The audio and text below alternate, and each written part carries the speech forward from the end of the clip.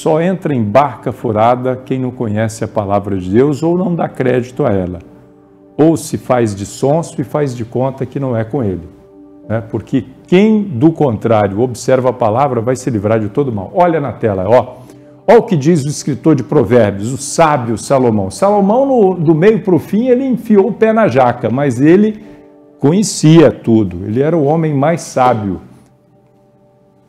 antes de Jesus Cristo na terra, Depois de Jesus Cristo é o mais sábio, que a Bíblia diz. Meu filho, olha o que ele escreveu aí. Se você serviu de fiador do seu próximo, se com um aperto de mãos empenhou-se por um estranho e caiu na armadilha das palavras que você mesmo disse, ou seja, se você foi lá e disse, não, eu garanto, pode vender, pode confiar, qualquer coisa eu assumo, Se você fez essa bobagem e caiu na armadilha das palavras que você mesmo disse, está prisioneiro do que falou. Você está refém daquilo que você falou. Você não é obrigado a falar nada, você não é obrigado a se responsabilizar por nada que você não fez, mas se você se responsabilizou, está falado, a sua palavra foi empenhada, passa a ser de sua responsabilidade. Olha o conselho que Salomão dá. Então, meu filho, uma vez que você caiu nas mãos do seu próximo, vá e humilhe-se. A humilhação é eficiente para você se ver livre de muitos males. Vá e humilhe-se. Insista, incomode o seu próximo.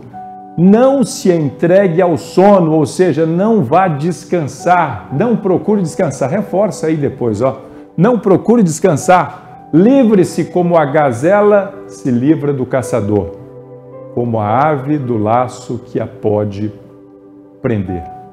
Provérbios, capítulo 6, versículos de 1 ao 5.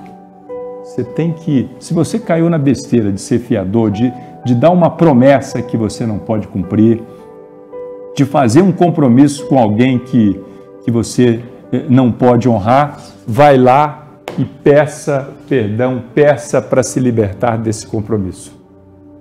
Antes que seja tarde, antes de cair na mão do caçador, antes de ser responsabilizado por alguma coisa que você nem fez, mas se comprometeu a arcar com as consequências. Antes de cuidar desse filho que não é teu, vai lá e se humilha. Pede para tirar o teu nome desse negócio. Não entra nessa barca furada que isso não vai dar certo. Muitas vezes a esposa do cara diz, não entra, que a mulher tem uma percepção, quem não conhece a alma feminina, pensa até que ela é dotada de superpoderes, falam até em sexto sentido. Não. Simplesmente a mulher é responsável por ser a sua ajudadora, alguém que Deus te deu, se o casal anda em sintonia, para ver coisas que você não vê, para sentir coisas que você não sente. E você também faz o mesmo papel em outras áreas. É por isso que o casal se complementa e é melhor serem dois do que um. O cordão de 3 dobras não arrebenta com tanta facilidade, diz o mesmo livro de Provérbios. Então a mulher disse, não faz, não vai dar certo. E o sujeito insiste e faz. Depois quebra a cara e fica ouvindo para o resto da vida, te falei, não era para fazer isso. É assim ou não é? Foi lá e fez, não era para ter feito. Enquanto há tempo, livre-se, escape, vai lá e tenta, sai dessa.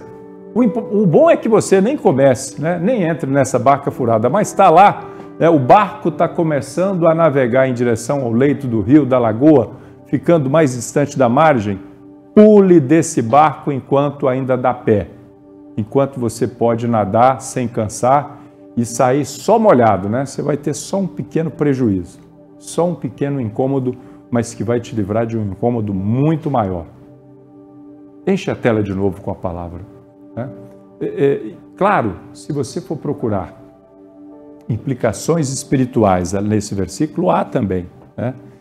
Mas eu me referi aqui à parte prática, né, do dia a dia, para você não se meter em barco furado, em negócio que não tem futuro, né, sendo fiador, dando a sua palavra para ajudar quem não cumpriu nem a própria, quem se deixou arrebentar na vida por irresponsabilidade própria e não quer arcar com as consequências. E aí, para não achar que eu estou sendo demasiadamente duro, eu vou recorrer a outro versículo. O versículo é o seguinte, ó, Provérbios 27, na versão Almeida, Revista e Atualizada, está o seguinte, você não vai ver na tela porque o nosso sistema não está compartilhando hoje. Mas diz o seguinte, ó, anota aí para você, Provérbios 27, 6. Leais são as feridas feitas pelo que ama, porém os beijos de quem odeia são enganosos. Eu disse isso em referência àquela sua preocupação de não ser demasiadamente duro com alguém que pede a sua ajuda para ser fiador, por exemplo, para entrar num negócio que não vai dar certo, né?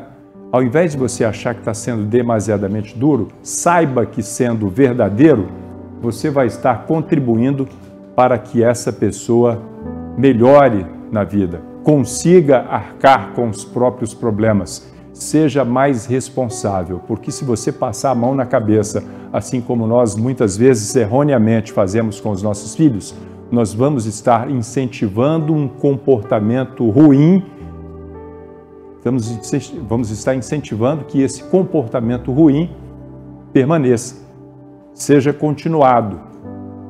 Tem que ser duro às vezes, tem que repreender em amor. Lembra do estilo de Jesus Cristo? Jesus Cristo não ficava passando a mão na cabeça de ninguém, né?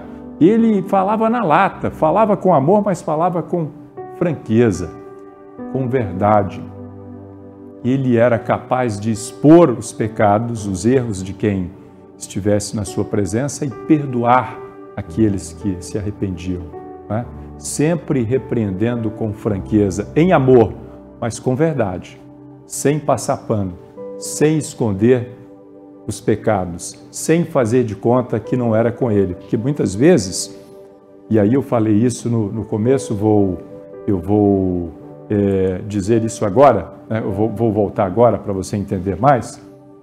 Muitas vezes nós fazemos ou agimos como bonzinhos, não propriamente motivados por amor.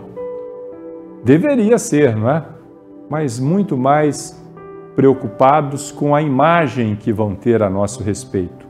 Tudo resulta da nossa vaidade, do nosso excessivo amor próprio, né? A gente quer ficar bem na fita e faz coisas que não deveria fazer. Você já se sentiu assim? Pressionado a fazer alguma coisa que você não quer, mas você faz com medo do que vão dizer. Isso é escravidão, isso não é liberdade, né?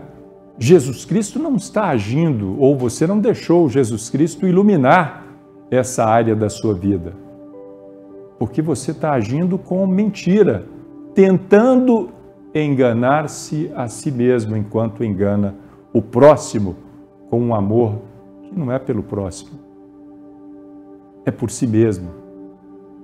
Flávio, como é que você sabe isso? Também vivo as mesmas coisas. Eu sou sujeito às mesmas paixões, né?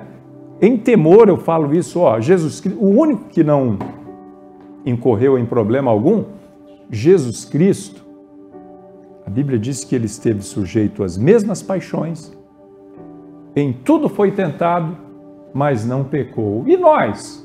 Nós vivemos tropeçando aqui, nos levantando ali, né? A graça de Cristo nos capacita a continuar, a resistir.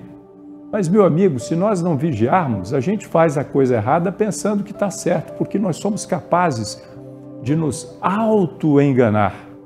A mente humana é expert em se auto-enganar, em fazer de conta que, não, comigo é uma exceção, eu sou bonzinho, e não é nada, né?